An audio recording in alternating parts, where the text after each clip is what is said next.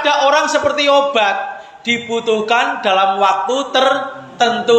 Tapi ada orang yang seperti penyakit. Kita semua itu pejabat sampai kapanpun dan tidak akan pernah pensiun kecuali sudah meninggal. Ada 2 jabatan kita yang abadi. Gak akan pernah ada kata pensiun kecuali kita sudah meninggal. Yang pertama jabatan kita apa, Bu? 1, Abdullah, hamba Allah. Jabatan kita yang kedua adalah Khalifatullah, wakil Allah, memakmurkan bumi, memakmurkan lingkungan. Allah yang membayar gajinya. Kita itu dibayar oleh Allah, gajinya oleh Allah, dibayar upah maksimum. Jadi bukan minimum. Kalau di dunia ini kan kalau kita bekerja upah minimum. Kalau Allah memberi gaji itu upah maksimum.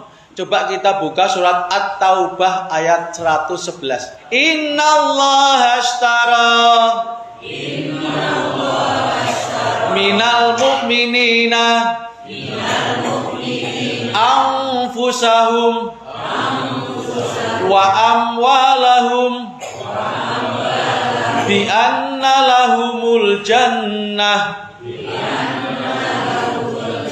Allah akan membayar, Allah akan menggaji, Allah akan memberikan penghargaan kepada orang yang beriman. Anfusahum, dirinya. Apapun yang kita lakukan itu akan digaji oleh Allah, Pak.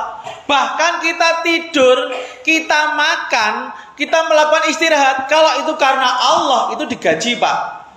Bi anna lahumul jannah, dengan pahala yang paling tinggi yaitu surga. Ada orang mengatakan, kok cuma surga? Surga itu gaji yang paling tinggi, Pak. Kalau yang tinggi dibayar, apalagi yang di bawahnya, gitu loh. Itu gajinya maksimal, yaitu surga. Kita tidur dengan cara orang yang beriman. Bagaimana tidur orang yang beriman itu, Bu? Orang yang tidur dengan cara orang yang beriman itu ketika kita tidur pasrah betul pada Allah. Tidak boleh membawa beban pikiran ketika kita tidur. Itu yang benar, Bu. Orang tidur kok masih mikir cicilanku jeping piro ya, utangku piro ya. Jadi orang itu di dunia itu harus selalu berpikir kecuali saat tidur. Saat kita ini kan tafakkaru, tadabbaru, kita kan disuruh berpikir. Afala taqilun, kenapa kamu tidak berpikir? Orang itu di dunia harus hidup itu harus berpikir.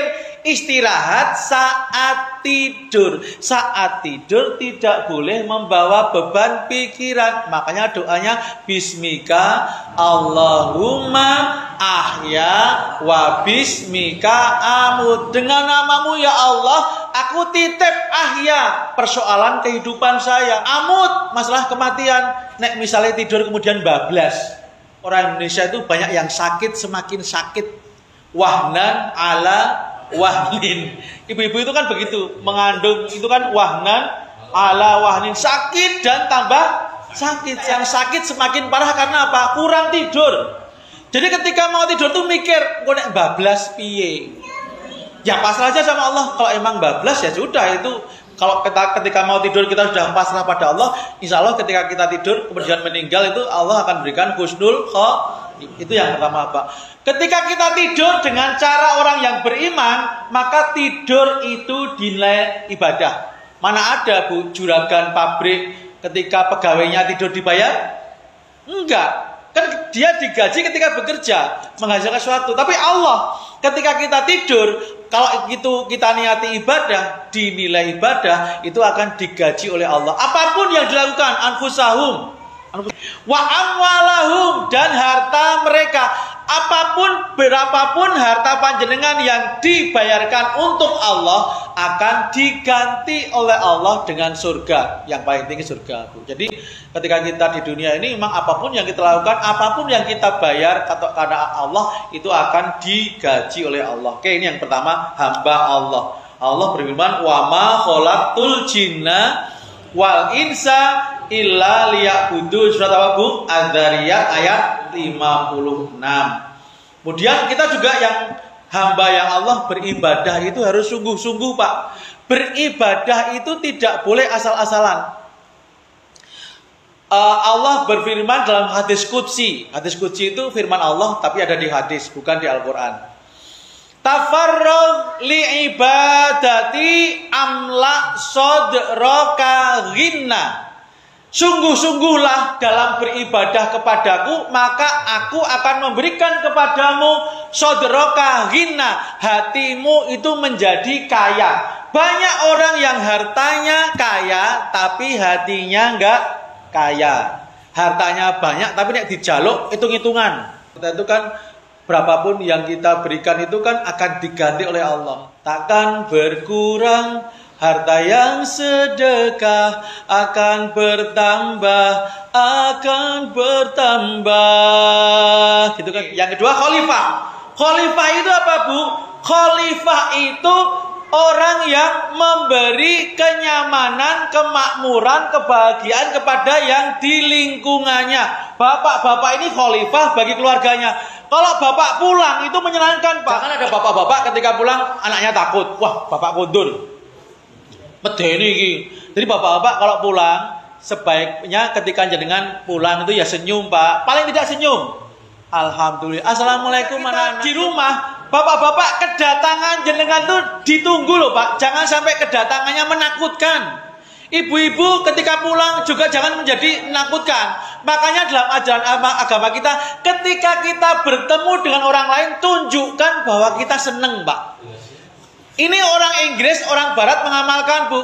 Dalam bahasa Inggris ada waktu kita SMP dulu belajar conversation. Nice to meet you. I'm glad to see you. Itu kan ada orang itu kan 3 macam Bu. Ada orang itu yang seperti makanan, ibarat makanan. Kehadirannya dibutuhkan setiap saat. Setiap waktu kan butuh makan. Yang kedua ada orang seperti obat. Dibutuhkan dalam waktu tertentu. Tapi ada orang yang seperti penyakit. Kehadirannya tidak dilakukan. Jangan sampai jenengan ketika datang, waduh wong iki teko meneh.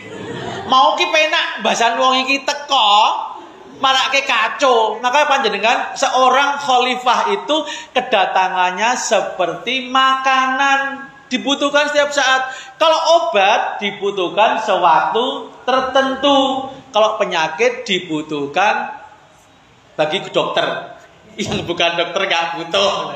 Artinya Bapak Ibu sekalian, maka dari kehadiran kita membawa kemanfaatan walaupun sekedar ucapan. Rasulullah mengatakan sekedar kita tersenyum, tabassamuka fi wajhi akhika shadaqah. Ketika kita ketemu tersenyum, kata-kata yang baik, wal kalimatu thayyibah shadaqah, atau kita membantu apapun yang kita bisa bantu. Termasuk doa. Banyak doa itu kan gampang, Bu. Semakin kita banyak memberi kemanfaatan bagi orang lain, berarti kita jabatan kita khalifah, gajinya akan semakin tinggi. Karena Allah berfirman, in ahsantum ahsantum li anfusikum. Surat Isra ayat 7 nih Pak Heri. Kalau kamu berbuat baik, maka Allah akan mengembalikan kebaikan itu kepadamu. Faman ya'mal misqala dzarratin khairan yara wa may ya'mal misqala dzarratin syarran yara. Ibu bapak sekalian yang saya hormati, makanya mari kita menjadi pejabat yang baik. Satu, sebagai hamba Allah harus betul-betul beribadah. Apa yang paling kelihatan dari seorang hamba Allah? Selalu mengingat Allah. Sebaik-baik hamba Allah adalah dia banyak ingat pada Allah dan mengajak orang lain ibadah atau ingat pada Allah. Beribadah yang maksimal akan menjadikan kita dicukupkan sampai ke hati kita. Kalau hati cukup Bu, kalau hati kita itu cukup, hati kita itu kaya, dikasih uang sedikit cukup, dikasih uang banyak ya bisa menghabiskan. Jadi itu artinya kaya Bu. Kemudian yang kedua sebagai khalifah. Khalifah itu kita jadilah seperti makanan, bisa memberi manfaat kapanpun. Paling tidak seperti obat, memberi manfaat dalam waktu-waktu tertentu. Tapi kalau sewaktu-waktu, jangan menjadi penyakit, kehadirannya tidak diharapkan. Atau orang ada yang kehadiran dan kepergiannya sama aja. Kalau dulu waktu saya ngaji aja wujuduhu ka'adamihi, kehadirannya sama dengan ketidakhadirannya. Kayak wong kayak ono, ra ono ya padha wae, sami mawon. Rakacek, Bapak mengatakan rakacek. Dan yang terakhir, mari kita selalu menjaga rizki kita harus sebagian ada yang diberikan manfaat kepada orang lain.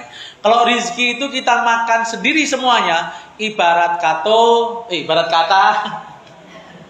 orang Jawa mengatakan koyo mangan duren sak kulit-kulite. Enak enggak, Pak? Kalau orang makan durian sak kulit-kulitnya, durian sekulitnya itu kalau orang Jawa mengatakan gilani. Tahu nggak gilani? Ya, gilani itu menakutkan. Gagas dan gilani. Makanya rizki kita itu harus ada yang manfaat untuk lain. Wa mimma razaqnahum yunfiqun. Sekian dulu Bapak Ibu sekalian. Insya Allah lain kali boleh kesini lagi ya.